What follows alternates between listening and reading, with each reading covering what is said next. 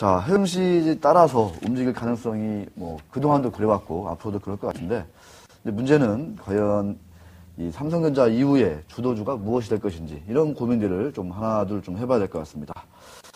자, 코스피 지수 상승폭을 더 확대하면서 2030선에 바짝 다가서고 있습니다. 자, 잠시 후에 바로 이 하나금융과 외환은행 노조와의 어떤 그 협상에 타격이 있다는 소식부터 전해드리도록 하겠습니다. 네. 자, 지금 오늘 새벽 3시까지로 알려져 있죠. 새벽 3시까지 하나금융지주와 외환은행 노조가 밤새 마라톤 협상을 벌인 끝에 네, 고용 문제라든가 여러 가지 그 대립하고 있던 점에서 합의했다. 이렇게 합니다. 이런 소식이 전해지고 있습니다. 주식시장도 이에 대해서 나름대로 긍정적인 반응을 보이고 있는데, 자, 아침 일찍 추운데 새벽에 그 현장에 다녀온 우리 머니투데이 방송 경제증권부 박명호 기자 전화 연결해서 좀 현장 분위기라든가 향후 어떤 전망 이런 거 들어보도록 하겠습니다. 박명호 기자. 네, 보도국입니다. 네. 조금 전입니다. 그 김승유 하나금융주주 회장하고 김기철 외환은행 노조위원장이 노사 합의문을 발표했습니다. 자, 어떤 내용들이 들어있는지 좀 간략히 정리해 주시죠. 네, 협상 및 타결 시 총파업 우려까지 예고됐던 하나금융지주와 외환은행 노동조합의 협상이 오늘 최종 타결이 됐습니다. 조금 오전 8시 30분 김승효 하나금융지주 회장과 김미철 외환은행 노조위원장은 은행연합회에서 합의문을 발표했는데요. 먼저 양측은 하나금융지주의 자회사로 편입된 외환은행을 최소 5년간 독립법인으로 유지하고 외환은행 명칭도 그대로 사용하기로 했습니다. 또 하나은행과 외환은행은 대등 합병을 원칙으로 5년이 지난 후 상호 합의를 통해 합병 여부를 논의하기로 했고요. 인원 감축도 하지 않고 현재 영업점 점포수 이상의 점포망을 운영하기로 하는 한편 현재의 직원 임금 체계와 급여, 복지, 후생제도 등도 유지키로 했습니다. 또 이 밖에 정보통신과 카드사업 부분은 시너지 강화를 위해 경쟁력 확보 방안을 마련해 시행하기로 했습니다. 네. 자, 뭐 일각에서는 그 힘이 세진 외환은행 노조에게 너무 이 김승효 회장을 비롯한 하나금융 경영진이 양보를 많이 한 거 아니냐 이렇게 지적도 하고 있는데, 일단 시장에서는 긍정적인 반응을 보이고 있습니다. 오늘 그 외환은행 하나금융지주 주가가 상승세인데, 자, 증권가라든가 이 금융업계의 어떤 그 타결을 보는 관점 어떻습니까? 네, 그렇습니다. 뭐 조금 전에 말씀하셨지만 현재 하나금융의 주가는 뭐 2% 가까이 상승하고 있고요. 외환은행의 주가도 1% 넘게 상승을 하고 있습니다. 일단 업계에서도 긍정적인 반응을 보이고 있는데요. 김인 유진투자증권연구원은 예상된 수준이었지만 파업으로 인한 영업력 훼손 등이 제고됐다며 노조가 원하던 임금과 고용 안정, 독립선 등이 원만히 해결된 것은 분명한 호재라고 밝혔습니다. 다만 단기적인 불협화음 가능성 정도의 악재였기 때문에 주가를 높일 만한 중요한 요인은 아니다라고 진단을 했습니다. 자, 대등 합병까지 지금 얘기가 되고 있는데, 자, 이 합병까지 가는 길이 그렇게 수월할 것 같지는 않습니다. 자, 남은 과제는 어떤 게 있는지 좀 정리해 주시죠. 네, 일단 총파업이라는 상황 없이 원만하게 협상이 최종 타결됐다는 점은 긍정적으로 보여집니다. 네. 특히 윤영로 외환은행장도 다음 주부터 출근해 본격적인 조직 추스리에 나설 것으로 보이는데요. 윤 행장은 오늘 기자간담회에서 조직이 지난 시간 동안 많이 어려웠기 때문에 조직을 추스리고 건강을 회복하는 일부터 할 것이라며 차근차근히 직원들의 마음은 보듬고 다시 뛸 수 있는 체력을 보강하는 것이 중요하다고 말했습니다. 그간 윤 행장이 기업은행장을 역임할 때도 덕장으로서 조직 융화에 탁월한 능력을 보이며 훌륭히 이끌었던 점들을 고려했을 때 원만히 조직 안정화가 이루어질 가능성도 높아 보입니다. 하지만 문제는 이 같은 합의사항이 제대로 지켜질 수 있느냐인데요. 오늘 내용에는 하나금융지주와 외환은행과 인사교류는 가능하다는 내용만 포함이 됐습니다. 또 외환은행 노조의 바람처럼 하나은행과 외환은행 간의 인사교류가 없다는 내용도 포함이 됐는데요.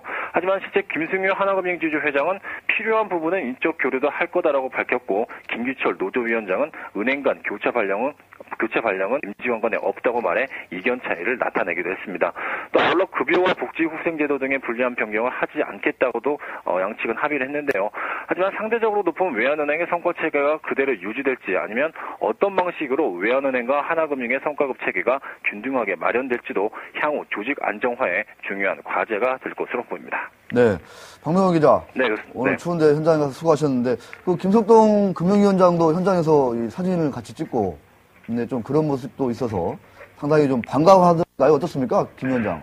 일단은 그 현장에서는 약간 좀 당황하는 눈치가 있었습니다. 그러니까 네. 뭐 김석동 위원장하고 추경호 이제 금융위원회 부위원장이 함께 와서 네. 그 외환은행 노조 뭐 위원장과 또 하나금융주 뭐 김승희 회장 또 윤영로 행장과 함께 손을 맞잡고 뭐 포토 세션을 뭐 갖기도 했었는데요. 네. 일단 뭐 그간에 이제 김석동 위원장이 이 승인을 하는 데 있어서 뭐 마음고생이 많았죠. 마음고생도 많았고 네. 또 변형 심드러움을 또 어떻게 보면 극복을 했다라는 일간의 평도 있었지만 문제는 뭐 일단은 오늘 아침에는 좀 왜 왔을까라는 의문점이 좀 많이 들기도 했던 상황도 발생하기도 했습니다. 네, 알겠습니다. 뭐 아침에 그 지난 1년 넘게 외환은행 노조가 금융위원회 앞에서 시끄럽게 했으니까 예. 이제는 이제 그런 일이 없을 거라는 좀 어떤 그 반가운 제스처 아니겠습니까? 예, 그렇습니다. 예, 그 오늘 아침에 또 워낙 취재하기가 이렇게 좀 뜨겁다 보니까 뭐 네. 카메라 기자와 또 뭐 사진 기자 사이에서 약간의 또 실례도 다툼도 있고. 있었고, 네, 좀 알겠습니다. 약간은 뭐 좀 부분도 약간 좀 있기도 했습니다. 네, 제가 후속 좀 잘 좀 부탁드리겠습니다. 네, 감사합니다. 네. 자, 론스타가 외환은행 주식을 이제 팔고 나가게 됐는데, 사실상, 이제 팔았는데, 2003년에 론스타가 외환은행을 샀거든요. 그 당시 이 재정부하고 금융위원회 라인업을 보면요. 재밌습니다. 금융위원회 당시 주무국장이 지금 김석동 위원장이고, 지금 유재훈 과장이 당시 이제 지금 한나라당 수석 전문위원이 지금 과장으로 있었고, 재정부 쪽에서는 변양호 국장, 지금 보고펀드 대표로 돼 있죠. 그 다음에 추경호 과장, 지금은 이제 금융위원회 부위원장 돼 있는 이 네 명이 이 론스타의 외환은행 취득을 사실상 실무 작업을 다 벌인 분들이죠.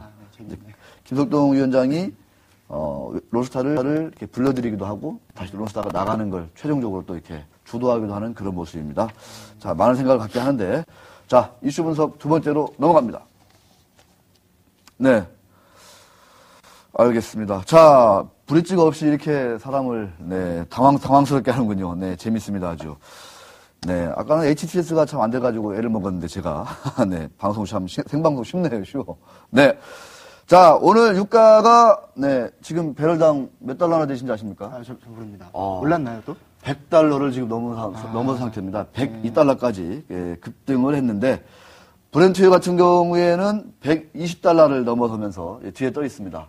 102달러, WTI, 서부 텍사스산 중진유, 브렌트유 120달러, 이렇게 가고 있습니다.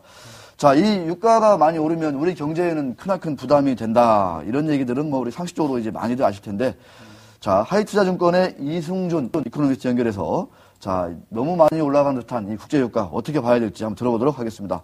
연구원님 안녕하십니까? 예, 안녕하세요. 네. 자, 지금 뭐 브렌트유가 102달러까지 가고, WTI는 102달러를 넘어섰습니다. 자, 유가 상승 지속될 것이다. 이렇게 전망이 많은데 어떻게 보십니까? 예, 뭐 최근 국제유가가 고정 행진이 지속된 이유는 뭐 아무래도 주요국들이 통화정책 완화를 위해서 글로벌 유동성이 확대되고 미국을 중심으로 지표가 호전되면서 경기 회복 기대가 높아진 상황에서 이란발 리스크가 높아지고 있는 이 세 가지 요인들이 복합적으로 작용하고 있기 때문입니다.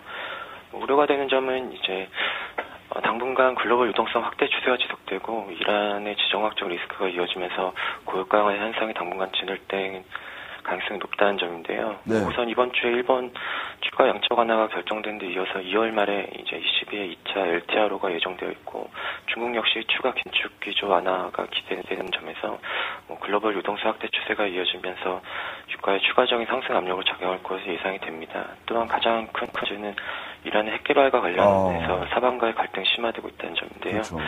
이란이 오펙 내 2위 원유 생산국이라는 점을 감안을 하면은 이란산 원유 수급상의 차질에 대한 우려는 결국 유가 상승 흐름 지속 가능성을 높일 것으로 예상이 됩니다. 이런 점들로 인해서 당분간 두바이 유가를 기준으로 해서 120달러 이상 수준을 기록할 것으로 예상된다는 점을 좀 감안하실 필요가 있다고 생각합니다. 예. 그 고유가 상황이 계속되면 그 글로벌 경기 회복 부담이 될 것 같은데요. 예, 아무래도 고유가가 장기할 때는 최근 회복 기미를 보고 있는 글로벌 경기에 대한 부담을 줄 수밖에 없는데요. 특히 아시아 국가들의 부담이 클 것으로 예상이 됩니다. 한국을 비롯해서 아시아 국가들의 경우 원유 수입 의존도가 높고 아시아 국가들이 주로 사용하는 두바이 유가 가격이 다른 유가에 비해서 상대적으로 높다는 점에서 고유가에 대한 부담을 크게 느낄 수밖에 없는 요인인데요.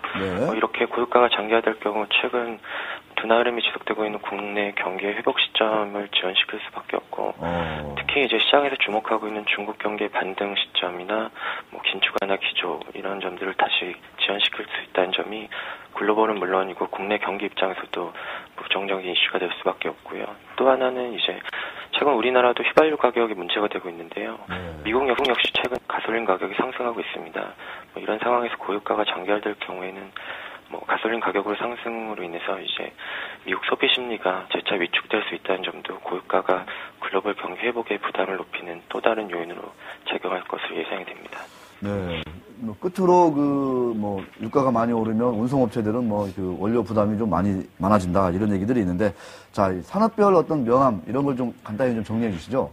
예, 뭐 전반적으로 유가 상승 자체는 국내 경제 입장에서는 부정적인 요인이지만 업종별로는 다소 차별화될 것으로 예상이 되는데요. 뭐 아무래도 유류비 비중이 높은 운송 업종은 비용이 가중되기 때문에 부정적인 영향이 상대적으로 클 것으로 예상되지만, 뭐 건설, 기계, 조선 업종 같은 경우는 유가 상승으로 중동 지역 매출 증가가 예상되기 때문에 상대적으로 수혜를 기대할 수 있다고 판단이 됩니다.